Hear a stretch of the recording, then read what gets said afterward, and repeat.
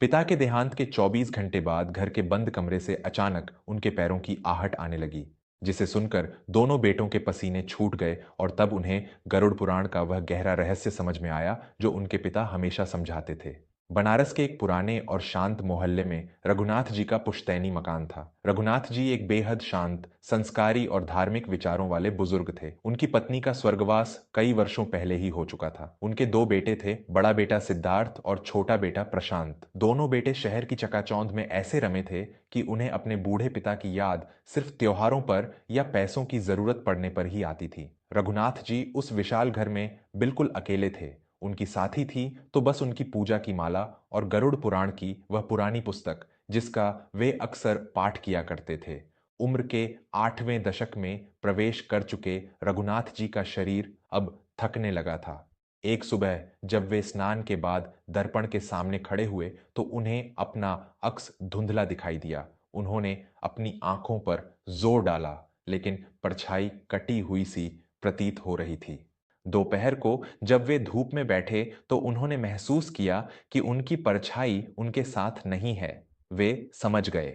गरुड़ पुराण में लिखे मृत्यु से पहले के संकेत उन्हें स्पष्ट दिखाई देने लगे थे। उन्हें अपनी नाक का अग्रभाग भी दिखाई देना बंद हो गया था।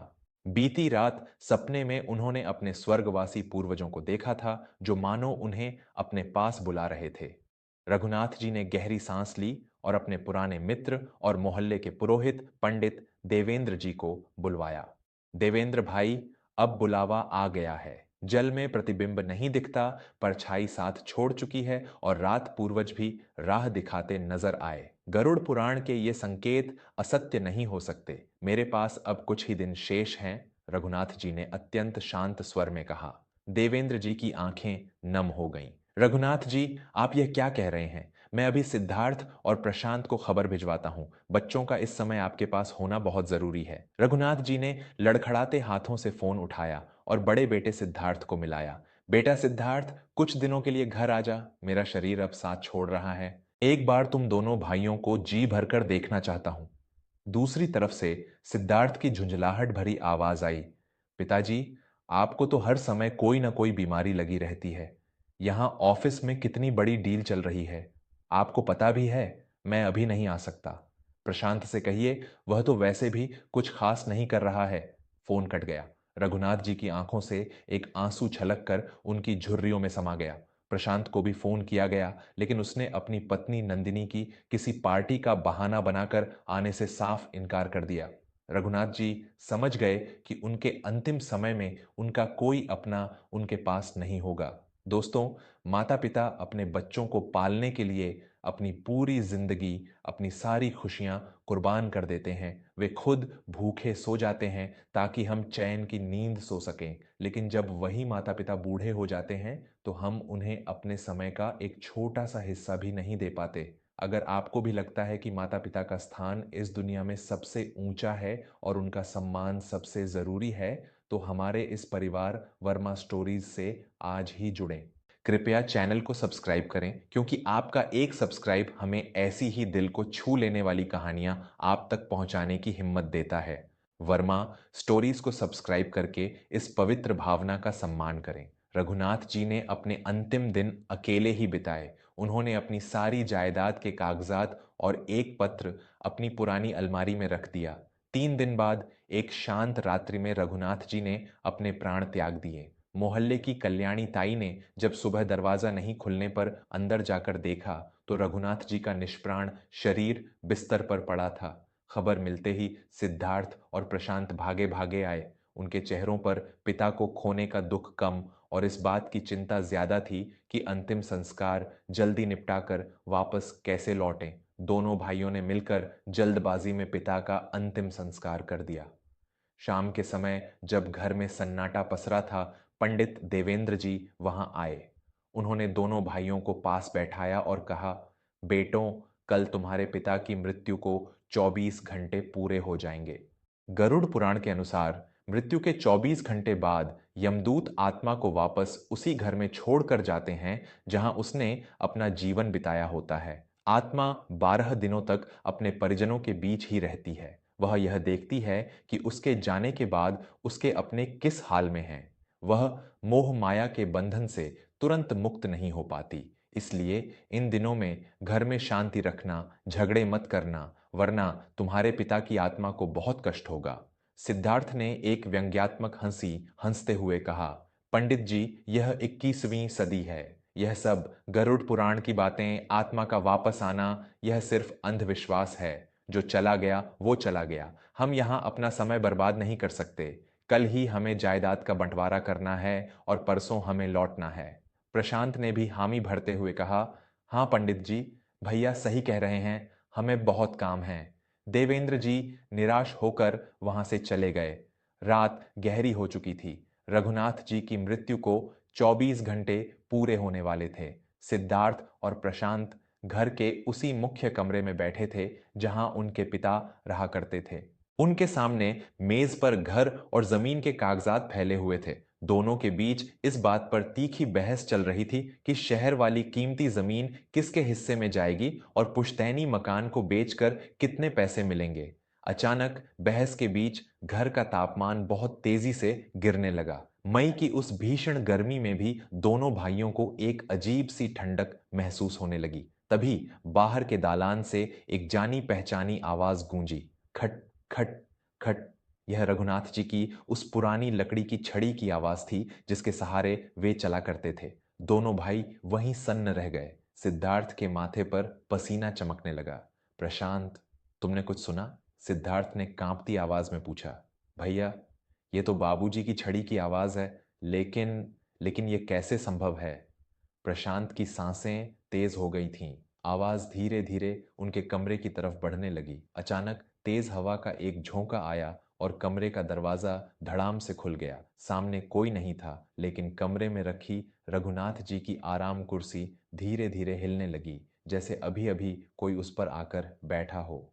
मेरे प्यारे श्रोताओं, मृत्यु एक ऐसा सत्य है जिसे कोई टाल नहीं सकता, लेकिन उसके बाद का सफर हमारे कर्मों और हमारे परिजनों के भावों पर निर्भर करता है। गरुड़ पुराण कोई साधारण ग्रंथ नहीं है।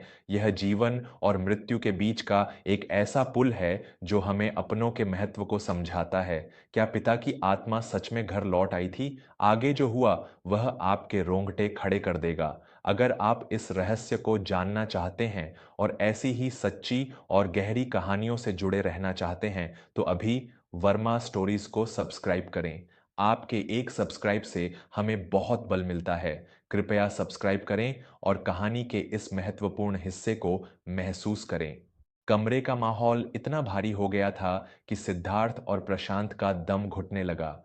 उन्हें ऐसा प्रतीत हो रहा था जैसे कोई अत्यंत दुखी नजरों से उन्हें देख रहा है। वह कोई डरावना एहसास नहीं था, बल्कि वह एक बहुत गहरी, असहनीय पीड़ा का एहसास था जो सीधे उनके दिलों में उतर रहा था।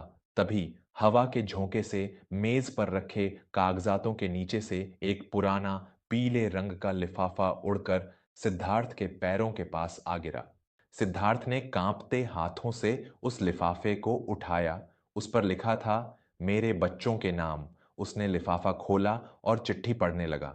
मेरे प्यारे सिद्धार्थ और प्रशांत, जब तुम यह पत्र पढ़ रहे होगे तब मैं इस संसार में नहीं होऊंगा। मुझे बहुत पहले ही गरुड़ पुराण में वर्णित मृत्यु के 7 संकेत मिलने लगे थे। मेरी परछाई ने मेरा साथ छोड़ दिया था। मैं जानता था कि मेरा समय निकट है। मैंने तुम्हें बुलाया इसलिए नहीं कि मुझे तुम्हारी सेवा करवानी थी, बल्कि इसलिए कि मैं अपनी अंतिम सांसें तुम दोनों के सीने से लग कर लेना चाहता था। पंडित जी ने तुम्हें बताया होगा कि मृत्यु के 24 घंटे बाद आत्मा घर आती है। मेरी आत्मा भी आई है, सिर्फ यह देखने कि क्या मेरे जाने के बाद मेरे दोनों टुकड़े एक होकर रह रहे हैं। लेकिन अगर तुम मेरी जायदाद के लिए लड़ रहे हो तो समझ लेना कि तुमने मेरी चिता को नहीं, मेरी आत्मा को जलाया है। मैंने यह सारा मकान, सारी जमीन तुम दोनों के नाम संयुक्त रूप से कर दी है। इसे तुम तब तक नहीं बेच सकते जब तक तुम दोनों एक साथ मिलकर फैसले ना लो। मेरी अंतिम इच्छा यही है कि तुम दोनों भाइयों का प्रेम हमेशा बना रहे। तुम्हारे पिता। चिट्ठी पढ़ते पढ़ते सिद्धार्थ की आंखों से आंसुओं की धार बह निकली। प्रशांत फूट फूट कर रोने लगा। बाबूजी, हमें माफ कर दीजिए बाबूजी। प्रशांत चीख पड़ा और उसी हिलती हुई आराम कुर्सी के पास घुटनों के बल गिर गया। सिद्धार्थ ने भी आगे बढ़कर अपने छोटे भाई को गले से लगा लिया। हम कितने अंधे हो गए थे प्रशांत। हमने अपने उस पिता को समय नहीं दिया जिसने हमारे लिए अपनी पूरी जिंदगी दे दी। यह जायदाद, यह पैसा सब बेकार है। आज से हम दोनों भाई हमेशा एक रहेंगे बाबूजी, हमेशा एक रहेंगे। जैसे ही दोनों भाइयों ने एक दूसरे को गले लगाया और अपने किए पर सच्चा पश्चाताप किया, कमरे में फैली वह अजीब सी ठंडक अचानक एक सुखद गर्माहट में बदल गई। हिलती हुई आराम कुर्सी शांत हो गई। ऐसा लगा जैसे किसी ने बहुत प्यार से दोनों भाइयों के सिर पर हाथ फेरा हो, और फिर एक गहरी शांति पूरे घर में छा गई।